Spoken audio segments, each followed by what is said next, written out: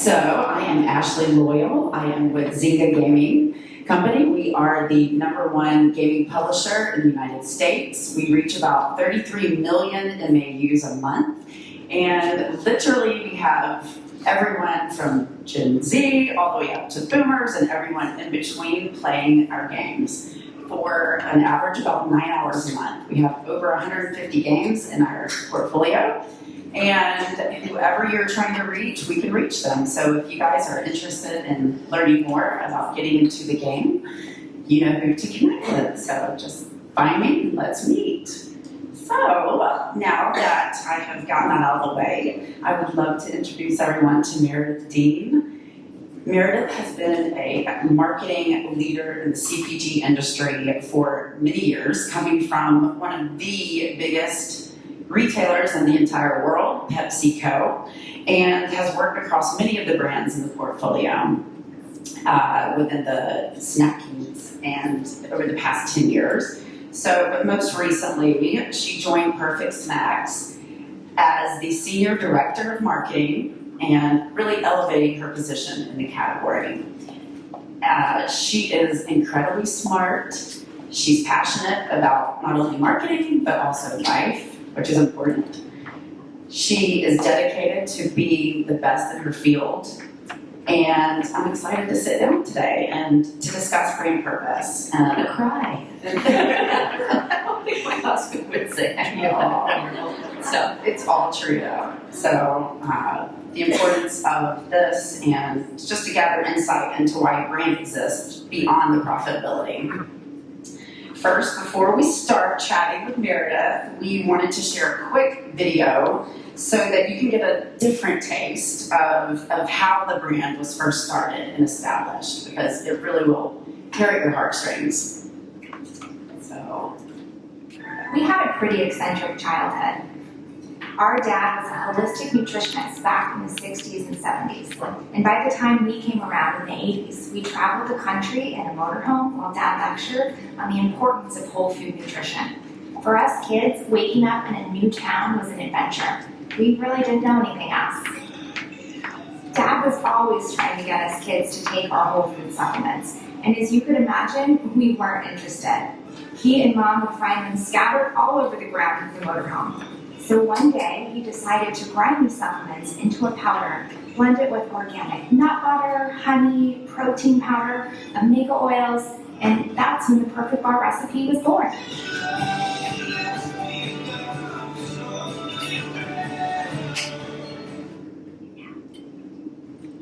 So then I can give a little bit, so like how did the recipe turn into a business? So really, and it's a crux of who we are as a brand, is that when their father, Bill, in 2005, he was diagnosed with melanoma and they had 13 kids. Mom didn't work, right? Like they started the business out of necessity, right? And then they only knew this recipe, and so they started selling it like kids do, lemonade stands, like basically farmers markets, door to door. And then they just kind of hustled their way to private equity investment. And then in 2019, the brand was sold to Mondelez, right? So, but like what is core to the DNA and the brand was kind of this family story and the need to take what you have and make the most out of it, which kind of sneak peek really speaks to what our brand purpose is and how we kind of bring all that into everything that we do, and maximizing your life and maximizing your true self and what you are. So that's the part of the video that you don't see is, okay, how did this recipe actually become a brand that's sold nationwide?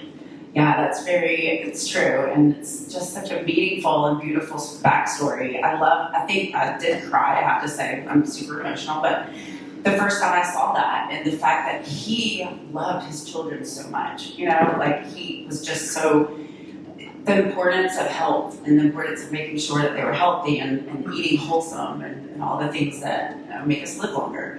So I thought that was beautiful. So first, I want to get a baseline here. What does brand purpose mean? That's such a good one. So like I think of it like taking a way big step back of, you know, why do we exist? Why does a brand exist in the world other than to make money or to sell whatever it is they're selling, right? Like I think purpose can be very scary for marketers, right? Like as a brand side marketer, people talk about purpose-driven marketing like activating your purpose, then immediately I think of like Dove and these big emotional ads, and you're like, oh my gosh, like, do I have to do that?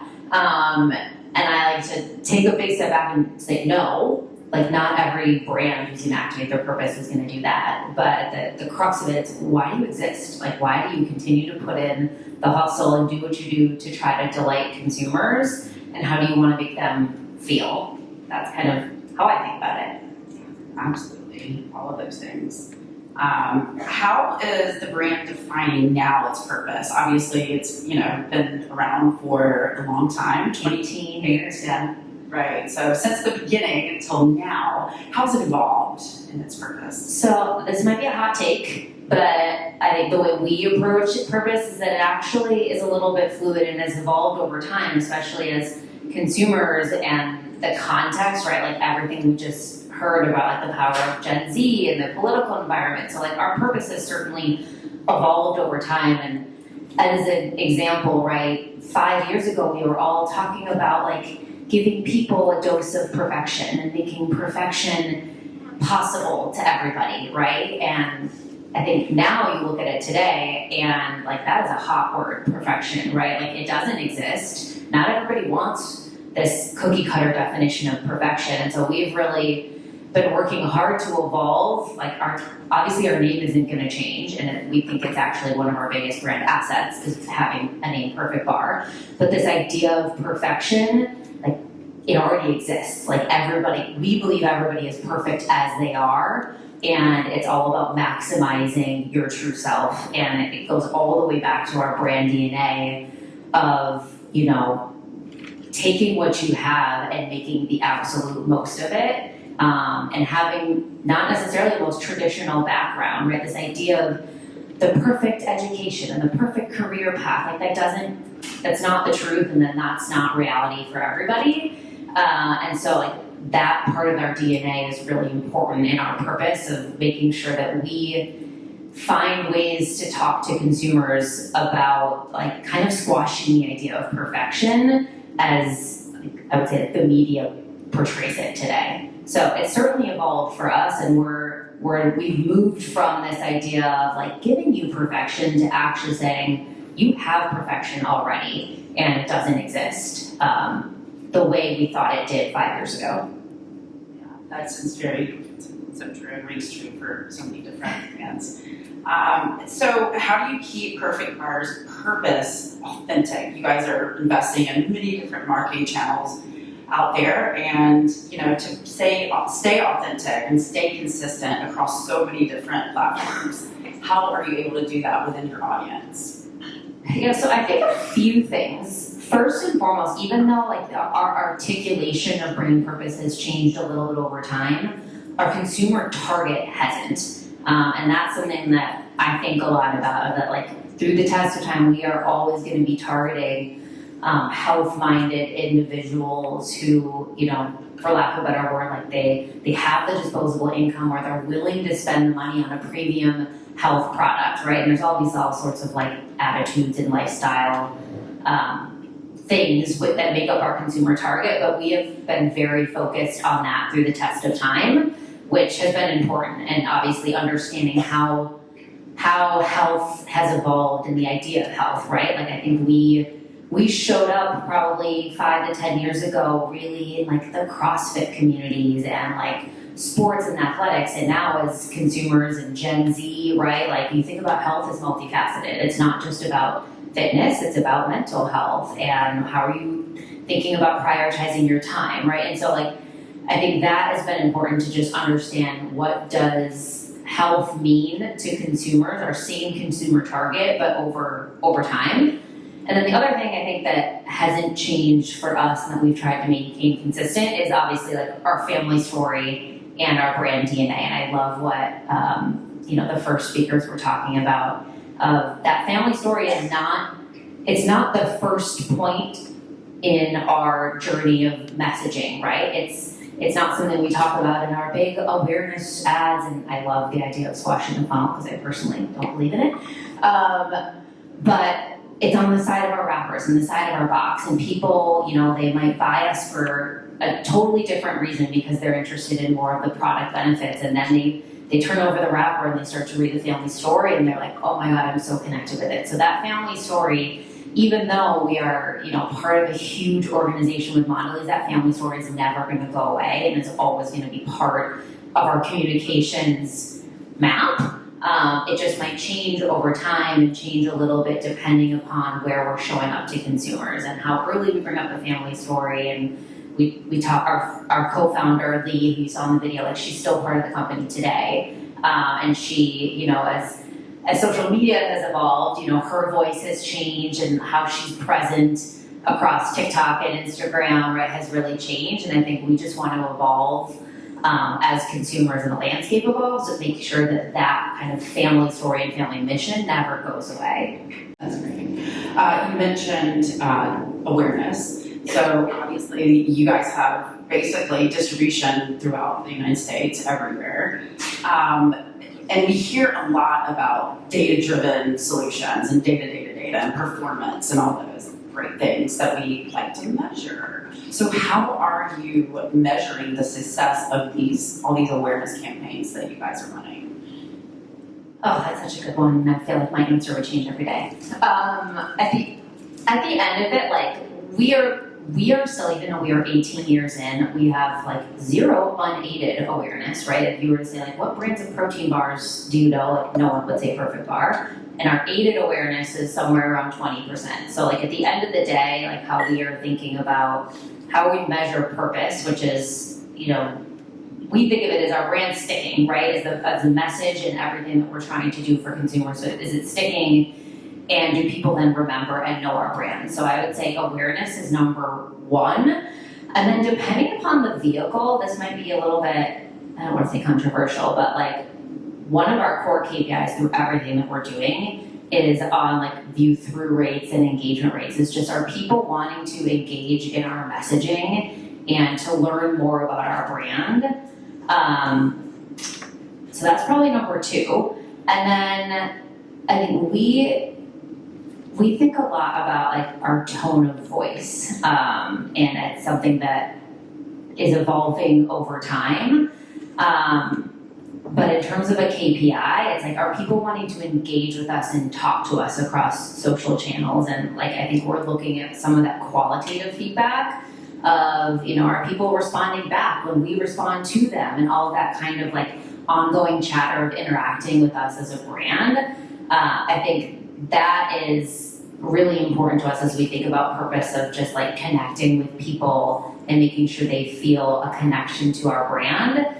It's a little bit harder to measure, and maybe like the numbers are smaller, but to us, those little differences actually do matter over time, and thinking about how consumers want to continually engage more with us as a brand.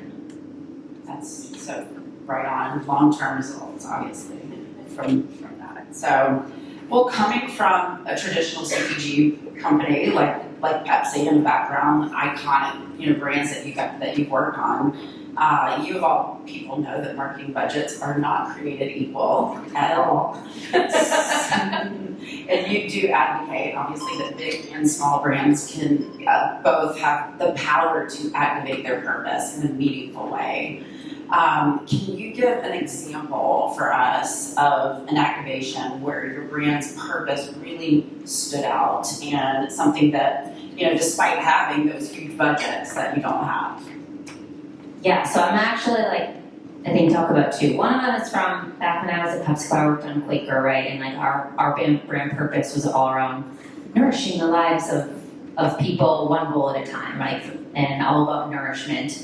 I think I just messed up the articulation, but you guys get it, right? And so we would do a lot with Feeding America and like big purpose-driven campaigns, but we often would activate like at a very small scale. I'm gonna plug a company that, I know they're not here, but a media company called Good Loop, that if you haven't heard of them, they're really incredible, and they basically incentivize people to watch videos that they were already going to watch, and when they watch the video, they're donating to whatever charity the brand is choosing, right? And so we did some like very small campaigns, which were pretty low budget for us, but people knew when they were watching the video, Quaker is going to donate to Feeding America on your behalf. And so like even those little small things actually were really fun as a marketer and did make a difference, right? Like it's testing some platforms like that. So that's like, you know, from my past, one of the examples. And then I'd say that we just launched at Perfect Bar this week, a campaign called the Pumpkin Petition, which is shockingly low budget, but we're doing the most we can with it. And so we kind of thought about like a cultural insight, a brand insight, and a consumer insight, and to take them all together and say, okay, how can we put these all together into what might not look like a purpose-driven campaign, but actually is. And so I'll start like the consumer insight is all around like people don't want to feel alone, right? Like nobody wants to feel like they're on an island. They want to feel like they belong and they have like a little community that they're a part of. On the brand side, we are consistently told that people just want pumpkin all year round. They're like, guys, freeze your bars all year because I want to eat them in the summer. We're like, really? You do that? But yes, people do. And then there's obviously this like whole cultural phenomenon of like when the pumpkin lovers come out, like it gets a little bit of a debate of like how early is pumpkin season? How much pumpkin is too much pumpkin? And so we were like, you know what? We're just gonna like lean in and like give the pumpkin lovers what they want. And so we did this whole campaign, and it really started as a social campaign, like organic, of can we get 10,000 people to rally behind us for us to bring pumpkin pie back earlier. And it was kind of this like theme of pumpkin pie in July, which is all like, you know, cutesy from a marketing standpoint. We did it. And then, so what we're going to do is we're going to launch pumpkin on our website on D2C, which is obviously like smaller scale. Like we don't sell, it's a relatively small portion of our business, but it's all about like the loyalists and giving our D2C consumers something really unique. We're launching it early at the end of this month, and then we're doing this big pool party in San Diego, right? So it's very localized, but that's where our company is headquartered, and it's this pumpkin themed pool party that's kind of like, let all the pumpkin lovers come and rejoice and like, can I say let your freak flag fly, if that's still okay to say, right? Like it's totally pumpkin themed. And it's not large scale, like it's at a small boutique hotel. Like I can't share the budget, but trust me, it's not big. And so I think like that's just like one thing that we're like, okay, if we are trying to get people to maximize their true selves and to feel like, yes, I can bring my whole self to any engagement, like I think this pumpkin thing is actually a great example of how we can do that on a smaller scale of like, let the pumpkin lovers rejoice and like, here's your safe space where you can do all the things pumpkin together and rally behind this idea within your little community. It's actually not that little, apparently. The pumpkin lovers. I was about to say, what happens if production can run out in like September, and then there's going to be a lot of unhappy pumpkin lovers? Well, we're not just selling it on our website, right? Like we roll it out a month later to stores, right? And there's, you know, I shouldn't say this, but we planned to like meet the petition. We're like, I think we're going to get there. I think we're going to get our 10,000 signatures. How long did it take to get those 10,000 signatures? So we set a lofty goal. We're like, okay, we're not going to give people forever because that like doesn't seem fair, right? If you're just like, here, you have 2 months to sign this petition. So we gave ourselves 2 weeks. And I told our social manager, I was like, go off. Like, you have free reign to do whatever you want. Like, basically, post with the pumpkin head. Like, do whatever you want on TikTok. Like, conveniently, Threads launched at the exact same time, which was a great way to just kind of like engage pumpkin lovers and get a little bit of chatter going. But we gave ourselves 2 weeks. That's amazing. We barely did it. So when will they be in stores? When can we find the pumpkin bar? And we usually the end of August, the 31st of August. So it'll be like a month of exclusively on our website, and then pumpkin season from like a retailer standpoint isn't until end of August, beginning of September. Very nice, awesome. So I know we talked a lot about the positive things, but obviously there are going to be challenges which equal opportunities. So I would love to hear a little bit, or we would love to hear a little bit about the challenges that you're facing, that you're coming up against for Perfect Bar. Oh my God, there's so many. Like this is therapy, this is group therapy. Yeah. I mean, And I will say that's part of the reason that attracted me to join the Perfect Bar team is that the challenges that we face as a brand are super exciting as a marketer. Number one, brand awareness, right? Like we still, even though we are in almost every grocery store nationwide, nobody knows us, or it's still kind of this like cult following of people that really like know us and love us, but our awareness is still like number one priority is just make ourselves a household name, ubiquitous. So I think that's kind of like challenge number one is just how do we break through the clutter, and then number two is how do we get people to, if they've heard of Perfect Bar, remember that we're in the fridge, right? And that's like crux to even our brand purpose is that they, the idea of a refrigerated protein bar did not exist, and our founders believed in it, and they said like, screw this, everybody's telling us that we can't do it, like it's never going to be in the category, and they created a new category, and there were a lot of odds against them, and so still, like we are refrigerated, and we're not even in the same location in every store. In a Jewel here, you'll find us in produce. In a Mariano's, we're sitting in yogurt. In Whole Foods, it's kind of like a whole separate section. And so, as a brand, as a marketer, okay, it's like I have to get people to think of us, remember us, and then find us in the store and go on this potentially wild goose chase. So those are just some of the challenges, which like I'll say they keep me up at night, but they keep me like excited and say, okay, like what can we do and how can we get really specific on execution and activation and say, okay, like how we're going to activate it. A Jewel might be different than a Mariano's simply because of what's the context of who we're sitting around and what's the frame in which people are assessing our product when they get to the shelf. Yeah, that sounds exactly, we're up against the same thing. Zynga is one of those names that we're a premium brand as well. Everyone's heard of us, but no one really knows. They're like, yeah, I know Zynga. What do you do? I was like, Farmville? Is that right? Farmville? We're different. Yeah. Most people have heard of us, but they don't know exactly what we do. So I can completely relate with that. So I would love also to know what you think about other brands and their ad campaigns. Who is doing it right? Like who's best in class right now and just really hitting the marks? So many.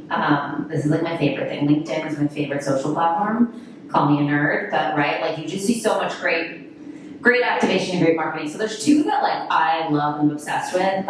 Number one is Bobby baby formula. I don't know if folks are familiar, but they are like, they do purpose to a T. And so their whole, and I don't know their purpose statement, but it's all around like breaking the stigma on bottle feeding. And so I just, everything they do is so beautifully executed around not just promoting formula feeding, it's about bottle feeding and giving people a place to feel like it's okay to feed however you want to feed. I saw they just did an activation, I think at Target, and they partnered with LV, which is a premium pump, and they had this whole end cap that's about combo feeding. And I don't know, some of the women might hear, combo feeding is when you're like partially breastfeeding and you're partially formula feeding. And so like they did this great activation that was just kind of supporting that idea. And their advertising is incredible. And so if you've never seen what they're doing, it's just like a personal inspiration to me. And then I also love this UK cereal brand called Surreal. I don't know if people have seen it, but their tone of voice is just like chef's kiss, amazing. And if you did, like their purpose is all around playfulness and bringing playfulness to the breakfast table. So their tone of voice is just like an incredibly funny and playful, and they do a lot of playful activations that I would imagine, I think they're pretty small, like startup-esque. Like I would imagine they don't have huge budgets, but they do amazing stuff with copy alone of just like being consistent with their tone of voice and bringing that like playful nature to even like how they communicate with their consumers. Follow them on LinkedIn and you'll see how they respond to comments. It's really great, right? And then it like kind of it bubbles and it gets them more and more buzz. Like I would imagine they have a really strong like earned media presence just based upon their consistency in tone of voice. Yeah, consistency is everything. Well, we only have a few minutes left, so I'd love to open it up to the floor for questions for Meredith. Do we have any questions in the audience? I just gotta give something. Michelle. I have a question. What about competition? How do you measure yourself against competition, and is that an obstacle for you? Do you compare yourselves to others? Do you see your competition winning over you, or you winning over your competition? So I would say the first thing is, how do we even define our competition, right? And of course, we're always looking at two different share numbers, because we share ourselves against traditional nutrition bars, which most of them are not shelf stable or are shelf stable, right? And so we look at that. And then we're also looking at this fresh snacking universe of all the things that are in, that we typically sit around in shelf. And so I think that frame is really important in, how we think about competition. But at the end of the day, we're never not going to be refrigerated. And so we look at that refrigerated space of, okay, how can we grow it? So core KPIs around feet, points of distribution, and I think for us, partnership with retailers on how do we help them make this fresh snacking set a thing, and how do we help them grow it as really the category captain within fresh snacking. But so I think that's from a competition standpoint, we feel there's actually there aren't really other refrigerated bars that can and do compete with us. There have been many that have come in and left because at the end of the day, they're not delivering on taste for consumers. But in terms of we do still look at other fresh brands, because at the end of the day, we're fighting over shelf space with them. So do you think merchandising and visual display play a huge role in your 100%, right? I would say TDPs, sorry if this is nerdy stuff, but total points of distribution is core KPI for us, and it's about depth and breadth for us. We are really focused on both of those things right now, and maintaining that we have the right selection of SKUs too, right? Most of you have probably, if you've heard of Perfect Bar, you probably see 2 or 3 flavors at the store. We have so many more. And it's a really big challenge to get the right assortment on shelf and make sure that even some of our more niche flavors are moving and staying there, right? But that flavor assortment is actually core to who we are as a brand too. So do you rely a lot on foot traffic versus shipment? Because it sounds like refrigerated things are harder to ship. Do you rely more on foot traffic to the stores to buy a product rather than order online or I'd say from a business standpoint, retail is definitely our focus. Yeah, e-com is obviously necessary, right? Especially our Amazon and Omni business. But at the end of the day, most people don't even think to order a refrigerated product to be mailed to them. Right? You kind of even question, what is the product going to be like when I get it?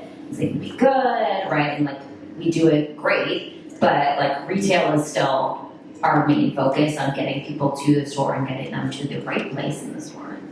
Right. And you guys were trailblazers. You guys were the first to market, correct? Yeah. For the refrigerated bar. Yeah. First. Yeah, that's pretty exciting. If there's no other questions, I have one right there. I have a question. Okay. First of all, I'm a huge fan of the front end. Oh, yay. And I'm out to a friend in different stores where to find it in different refrigerators. So I do think that's a bit of a challenge, but I don't know. It's a challenge for me, right? I even know what I'm looking for, and I go into the store and I can't always find my own brand, which is incredibly frustrating. But love the product. But my question is, you're trying to create communities, obviously. You're doing this pumpkin layer. It seems also charitable organizations, you said you're working with Feeding America. Are there other organizations, other communities that you're trying to build upon? Yes. Well, I'll say that. So the question was, are we trying to build other communities and charitable organizations? I would say, even though we are 18 years in, we are still trying to figure out what is that social purpose mission charitable partner going to be.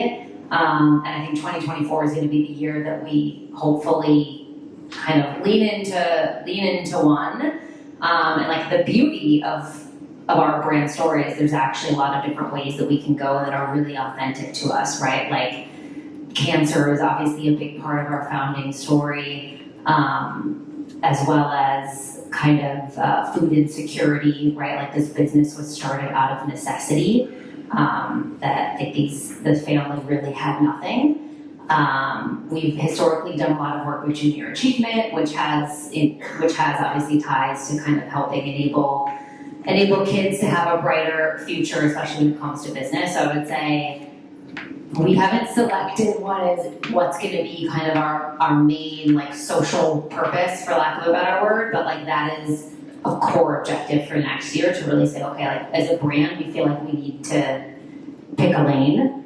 And we have so many options that are authentic to us, but it's also about like, okay, what's authentic to us and our brand story, and also we feel like we can make an impact, and it's something that will stand the test of time, something that we want to dedicate our efforts towards. Thank you. Well, is there any more questions? Okay. Looks like we have 2 more minutes and one more This side of question. the room gets an A. You get actually the perfect bar. So I was just curious from a DTC perspective, obviously having a myriad of different flavors, it's hard to continue to upkeep. But curious how you're activating around keeping community loyal and bringing that constant flow of newness, if there is that flow of newness, and what that really looks like in your activations.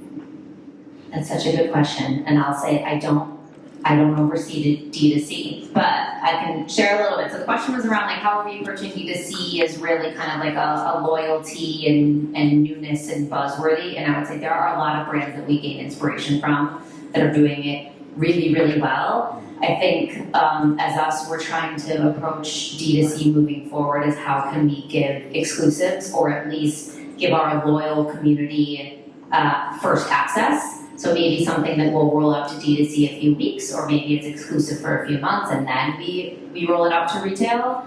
We're also starting to look at things like loyalty programs and stuff, which like a lot of brands, like that's not rocket science. We just haven't done it. But perhaps we would do it specifically for D2C world, knowing that like people are paying a premium. To get a D2C, the price per bar is more expensive than you pay in retail, right? And so it's like we're trying to figure out what that value equation is to really incentivize our D2C business. I would say we haven't figured it out yet, but like there's a lot of active work streams because we recognize like we need to treat D2C as kind of this destination it's not just what you're going to get in store, because why would you buy it online for more if you could walk to a Whole Foods and get it there? Thank you. And thank you, Meredith, so much. This was super informative, and I'm sure everyone enjoyed it. Thank you for your thought leadership. Thank you guys. For sharing your expertise. Great.